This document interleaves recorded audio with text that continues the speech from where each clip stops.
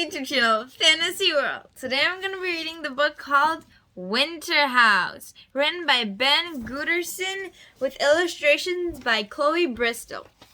So today we're going to be reading Chapter 3. And if you guys haven't seen Chapter 1 and Chapter 2, you can go out and check those videos out as well. So let's get right into it. So Chapter 3 is called The Hotel at Last. And last rhymes with lost, host, hose, and hope. Okay, let's start. Next stop, Ragnar, called the bus driver loudly, and the spell broke. Elizabeth looked away as the woman dropped her head back onto the man's shoulder.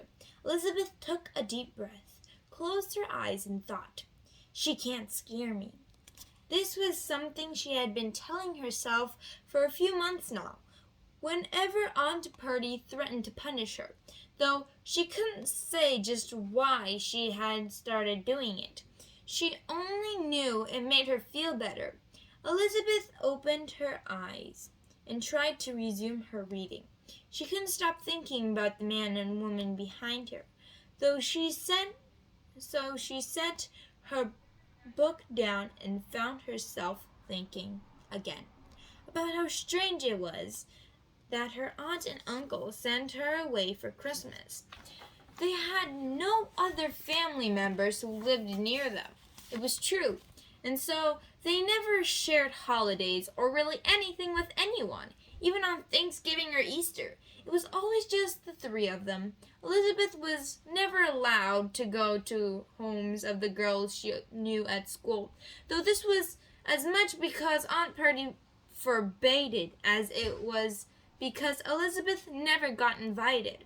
It was hard to make good friends at the small school in Drury, when everyone knew you lived with your weird aunt and uncle in the poorest house in town, and that you seemed to prefer sitting in the library during lunchtime most days to playing outside or eating with the rest of the kids.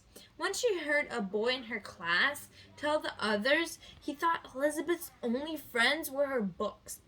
She didn't try to be odd on purpose, and she definitely wasn't disagreeable.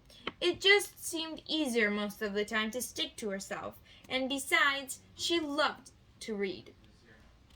These thoughts were tiring, and her journey on the bus was already exhausting enough. Before she knew it, Elizabeth had fallen into a deep sleep. Just after 9 o'clock that evening, she awoke, and she might have kept sleeping even deeper into the night had she not been roused by a nightmare. In her dream, she had been walking between two long bookcases in a dark library when she heard a voice, an eerie voice, calling to her. She began to walk quietly and then started to run. But the bookcases seemed endless, and she felt trapped just when she saw a doorway up ahead. A figure stepped out of the shadows and brought Elizabeth to a halt. A woman, somewhat resembling the woman in black at the back of the bus, but older and taller and with eyes even more menacing, was in front of her. Elizabeth tried to turn around, but she was fixed in place and couldn't move. The woman began to speak softly, and as she uttered Elizabeth's name, she reached out a hand. Elizabeth gasped as she opened her eyes, taking a deep breath to reassure herself that she'd only been having a bad dream, and then she exhaled and shook her head to clear away the memory of the strange woman. Aside from herself and a few scattered riders, only other people on the bus were the peculiar man and woman behind her, and they were asleep. Elizabeth realized she had slept so soundly until her nightmare that she hadn't even heard the bus make its stops to let the other riders off. She sat in the dark and allowed the dream to drift away.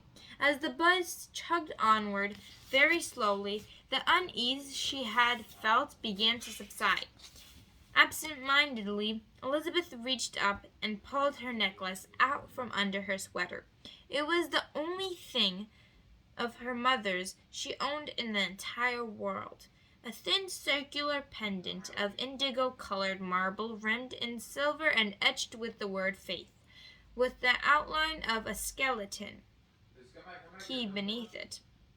She often felt that she would sooner surrender every one of the 13 books she owned and spent every night counting the pennies in Uncle Burlap's coin collection, something he'd made her do every Friday at 7:30 until she was 10, even though the total always came to $21.73. Then lose this pendant. Sometimes she worried the dim memories of her parents might fade and then disappear completely. She held the pendant in her fist and pressed it to her heart. Without meaning to, she thought once again of the family that had been sitting across the aisle from her earlier in the day, and then she said to herself, "Even though I know the next 3 weeks are going to be boring, I hope something good happens to me at Winterhouse. Please." She wanted to add more, something connected to the memory of the family on the bus, but she couldn't figure out what it was she wanted to say, so she held her eyes closed for a long time and sat in silence. The bus plodded onward. The snow fell harder. She tucked the pendant back under her sweater, as always. Just then, the road leveled out, and Elizabeth became aware of some charge in the air. She pushed up her glasses and looked ahead, but she could see nothing aside from the driving snow and black sky and the headlights of the bus. She put a hand to the spot where her necklace lay under her sweater and felt a flutter move through her and down into her stomach. The bus began to slow, and a haze of bright lights came into view from tall lampposts, like something Elizabeth had seen in pictures of the Queen's castle in England. "Last stop," the bus driver called. "Winterhouse." A brick wall appeared, and then a huge iron gate stood open.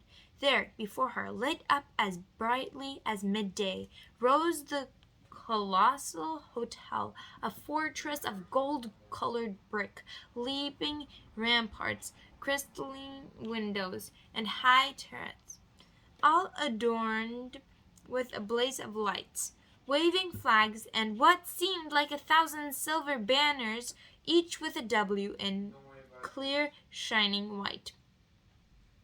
Balconies stood out here and there, and arched verandas and overlooks decorated with Chinese lanterns. Tinselled, glistening trees lined the hotel's frontage like stage lights. Elizabeth had never imagined a building could be both so large and so beautiful.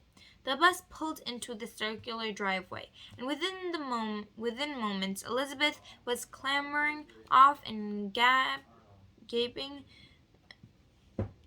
at the gleaming walls of Winterhouse. Behind it she could make out in the reflection light from Winterhouse itself the smooth ice and snow-coated surface of a vast lake, with the lines of a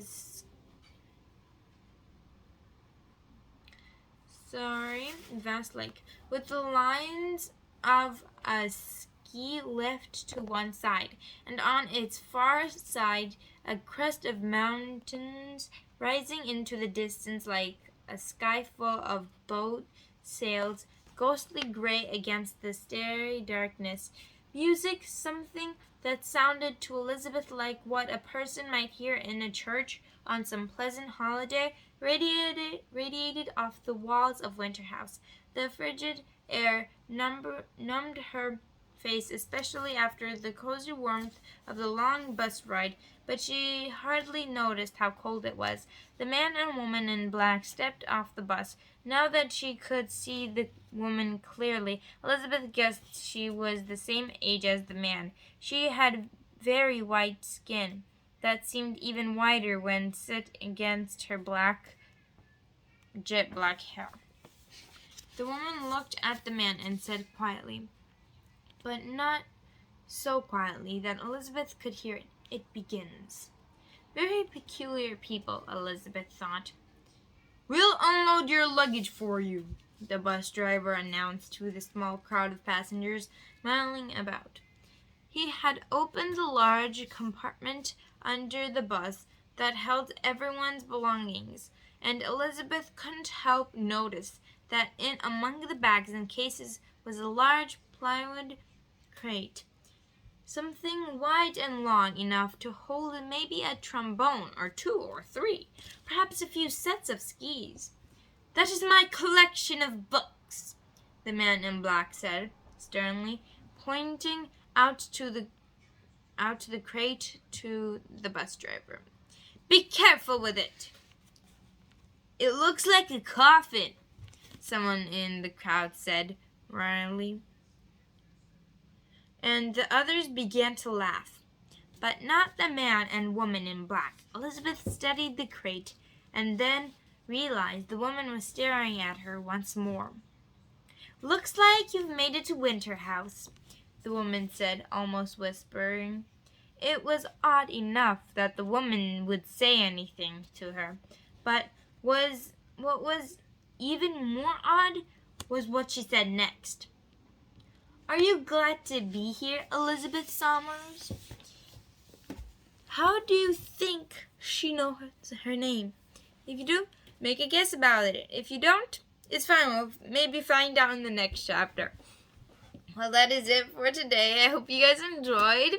If you liked the video, please hit the like button and the subscribe button. And if you want to see more videos like this, please hit the notification bells.